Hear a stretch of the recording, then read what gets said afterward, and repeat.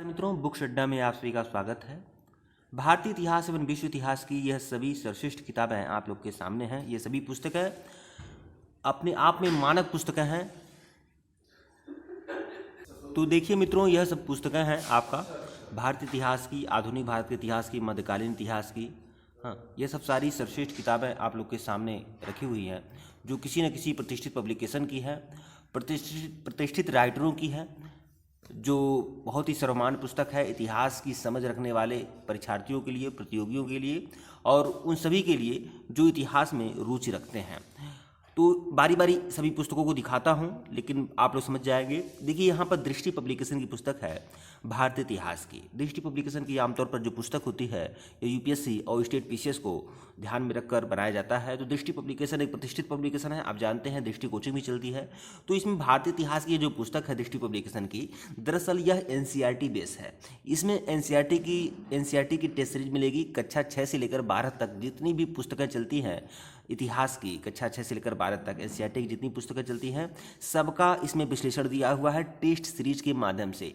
एक सारगर्भित टेस्ट श्रृंखला के माध्यम से, व्याख्या के माध्यम से बहुत ही अच्छे तरीके से कक्षा 6 से लेकर 12 तक की भारतीय इतिहास को और विश्व इतिहास को कंप्लीट किया गया है। शायद विश्व इतिहास नहीं है, लेकिन सिर्फ और सिर्फ भारतीय इतिहास है, क्योंकि यूपीएससी प्रीलिम्स के मद्देनज़र इसको बनाया गया है। यूपीएससी और स्टेट पीसीएस के का जो प्रीलिम्स होता है उसको ध्यान में रखकर बनाया जाता है। तो इसमें सिर्फ आपको इसमें भारतीय इतिहास ही मिलेगा कक्षा 6 से लेकर 12 तक, वो भी टेस्ट श्रृंखला के व्याख्या के माध्यम से, टेस्ट श्रृंखला और उसका व्याख्या के माध्यम से। तो यह पुस्तकें आपके बुक कलेक्शन में आपका यह पुस्तकें होनी चाहिए। एक बात और आप लोगों से कह दूं कि अगर आप लोग को नोट्स चाहिए तो पूरा का पूरा हैंडरेटेड नोट्स, पूरा का पूरा कंप्यूटराइज्ड नोट्स आपको मिल जाएगा। किसका मिलेगा? एनसीईआरटी की सारी टेस्ट सीरीज, सारे नोट्स आपको मिलेंगे कक्षा 6 से लेकर 12 तक, और यहाँ तक कि प्राचीन इतिहास के अलग नोट्स आपको मिलेंगे, मध्यकालीन इतिहास का अलग नोट्स मिल जाएगा, आधुनिक इतिहास का भी आपको अलग नोट्स मिलेगा, विश्व इतिहास का सभी सारगर्भित नोट्स आपको मिलेगा, और जो आपका हैंड रिटेन भी आपको मिल जाएगा और कंप्यूटराइज भी मिल जाएगा। एनसीईआरटी बेस पे मिलेगा, जो भी मिलेगा परफेक्ट मिलेगा, बेहतरीन मिलेगा। परीक्षा के लिए 100% सफलता योग्य मटेरियल आप लोग को प्रोवाइड कराया जाएगा। तो उसके लिए आप लोग हमारे ऑफिशियल व्हाट्सएप नंबर पर मैसेज कर सकते हैं। ऑफिशियल व्हाट्सएप नंबर डिस्क्रिप्शन में दिया गया है, आप मैसेज कर सकते हैं। तो आइए बारी बारी सभी पुस्तकों को आपको जानकारी देता हूँ। यह भारतीय इतिहास की दृष्टि पब्लिकेशन की पुस्तकें हैं, एनसीईआरटी बेस है, टेस्ट सीरीज के माध्यम से कंप्लीट होती है। कक्षा 6 से लेकर 12 तक इसमें सीरीज दिया हुआ है। विश्व इतिहास नहीं है, सिर्फ और सिर्फ प्राचीन इतिहास, विश्व इतिहास नहीं है, सिर्फ और सिर्फ भारतीय इतिहास है। एक पुस्तक आधुनिक भारत का इतिहास का मैं दिखाना चाहूँगा। यह 36वां संस्करण है। ये संस्करण बदलते रहते हैं, इसका बहुत ज़्यादा इफेक्ट नहीं पड़ता है, लगभग 1 या 2% आपको इफेक्ट पड़ता है, बस बहुत ज़्यादा नहीं पड़ता है।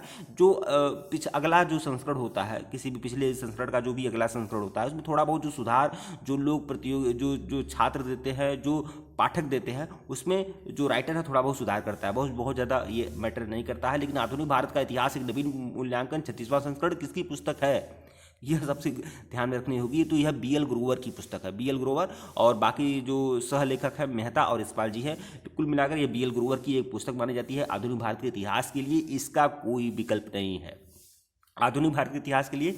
आगे मैं और पुस्तकों को दिखाऊंगा, जैसे मैं बिपिन चंद्रा को भी बताऊंगा, बिपिन चंद्रा के बारे में। बिपिन चंद्रा को लोग बहुत ज़्यादा पसंद करते हैं, लेकिन आपको यह बता दूं, यहाँ से आपके विचार उत्पन्न होते हैं, मतलब विचार अस्थायी आपके रहेंगे। बहुत ही अच्छा, बहुत सारे लोग पसंद करते हैं। क्यों पसंद करते हैं मैं नहीं जानता हूँ, लेकिन मैं विशेष रूप से इसे पसंद नहीं करता हूँ। हाँ, यह बहुत सारे लोगों का पसंद है।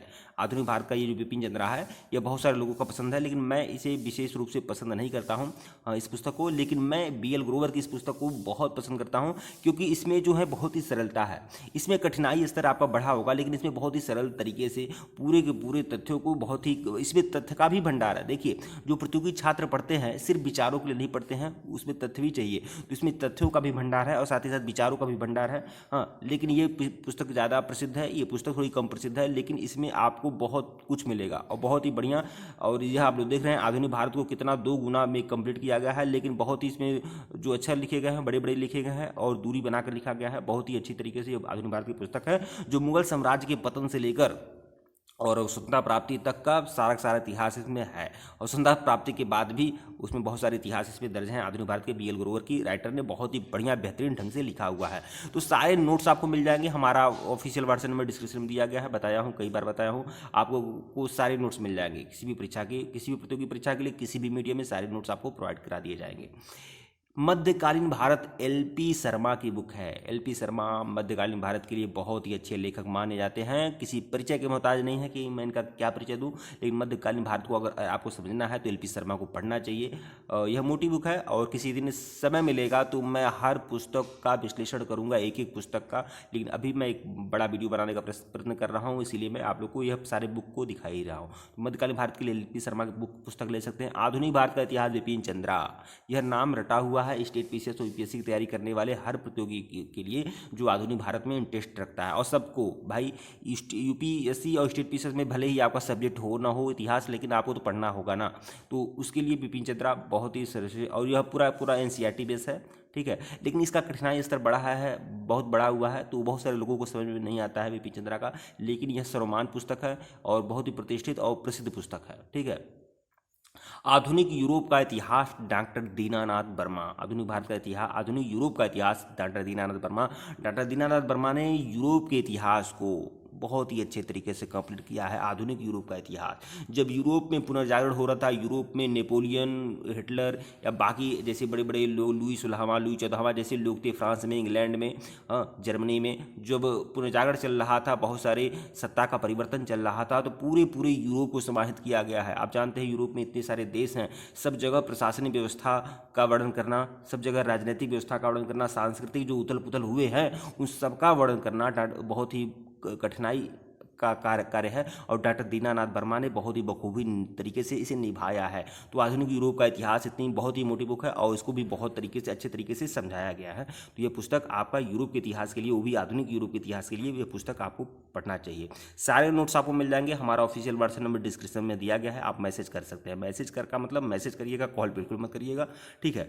मुगल कालीन भारत, आशीर्वादी लाल श्रीवास्तव। आशीर्वादी लाल श्रीवास्तव की यह मोटी बुक आप लोग को दिखाई दे रही है। आशीर्वादी लाल श्रीवास्तव मध्यकालीन भारत के विशेषज्ञ माने जाते हैं और मध्यकालीन भारत में भी मुगल कालीन भारत के विशेषज्ञ माने जाते हैं। आशीर्वादी लाल श्रीवास्तव मुगल काल और मराठा काल के विशेषज्ञ माने जाते हैं। उन्होंने मुगल काल और मराठा काल के बारे में बहुत ही बढ़िया विस्तृत अध्ययन किया है, विश्लेषण किया है। और इनकी जो पुस्तकें होती हैं मुगल काल के लिए, मराठा काल के लिए, लोग पसंद करते हैं। अगर आपको मुगल काल को अच्छे तरीके से समझना है, मराठा काल को समझना है, तो आशीर्वादी लाल श्रीवास्तव का कोई विकल्प नहीं है। मुगल कालीन भारत जो है, इसमें आशीर्वादी लाल श्रीवास्तव का, इसमें दरअसल ये किया गया है बाबर से लेकर, बाबर जब भारत में प्रवेश करता है, मतलब बाबर के राजारोहण से लेकर बहादुर शाह जफर तक, मुगल साम्राज्य के पतन तक को हर शासक के शासनकाल में जो कार्य हुए हैं वो सब दिखाया गया है। जो भी युद्ध नीतियाँ रही हैं, जो सांस्कृतिक नीतियाँ रही हैं, जो धार्मिक नीतियाँ रही हैं, उसको बहुत ही अच्छे तरीके से समझाया गया है। जो सांस्कृतिक इमारत बने हैं, जो स्थापत्य कला का विकास हुआ है, चित्रकला का विकास हुआ है, उसको भी बहुत ही अच्छे तरीके से आशीर्वादी लाल श्रीवास्तव ने दिखाया है। और साथ ही साथ मराठा राज्य का उत्कर्ष के बारे में भी पूरा का पूरा इसमें बताया गया है। तो यह पुस्तक आशीर्वादी लाल श्रीवास्तव की मुगल कालीन भारत बहुत ही अच्छी पुस्तक है, इसे आप पढ़ सकते हैं, देख सकते हैं। रोमिला थापर, भारत का इतिहास। रोमिला थापर एक वामपंथी इतिहासकार है, बहुत ही चर्चित और विवादित रहती है, उल जुलूल हरकतें करती हैं। इनके जो शब्द होते हैं आमतौर पर जो बाकी लोगों को बहुत ही कष्ट देते हैं, क्योंकि कुछ ऐसी बातें यह अपने बयानों के लिए चर्चा में रहती है रोमिला थापर, और कुछ ऐसी बातें भी कहती हैं जिससे लोग पसंद नहीं करते हैं। कुछ ऐसी बातें कहती हैं जो ऐतिहासिक दृष्टि से भी, जैसे कि बीच में उन्होंने कहा था कि जो युधिष्ठिर हैं, युधिष्ठिर ने जो धर्म की नीति सीखी थी, वह किससे सीखी थी? अशोक से सीखी थी।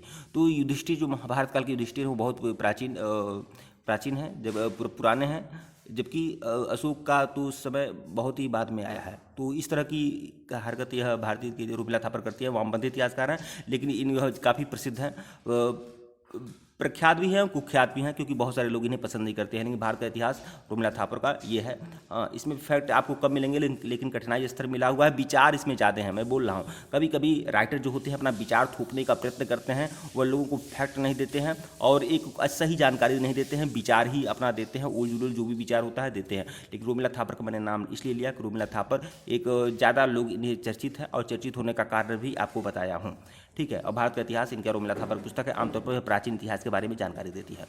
मध्यकालीन भारत का सांस्कृतिक इतिहास। मध्यकालीन भारत का सांस्कृतिक इतिहास देखते हैं। डॉक्टर ए के मित्तल साहित्य पब्लिकेशन की पुस्तक है, डॉक्टर ए के मित्तल की मध्यकालीन भारत का सांस्कृतिक इतिहास। तो यह आप लोग पढ़ सकते हैं। जो राजनैतिक मध्यकालीन भारत का राजनीतिक एवं सांस्कृतिक इतिहास, तो मध्यकालीन भारत में जो राजनीतिक और सांस्कृतिक परिवर्तन हुए हैं वह इसमें आपको देखने को मिलेगा। डॉक्टर ए के मित्तल की बहुत ही सर्वमान्य और प्रतिष्ठित पुस्तक है। ठीक है मित्रों, वीडियो को लाइक और चैनल को सब्सक्राइब करिएगा। टेलीग्राम बिल्कुल ज्वाइन करिएगा, लिंक डिस्क्रिप्शन में दिया गया है। और किसी प्रकार का कोई भी अगर आपको सहयोग चाहिए तो आप हमारे ऑफिशियल व्हाट्सएप नंबर पर मैसेज कर सकते हैं। धन्यवाद आप लोग को।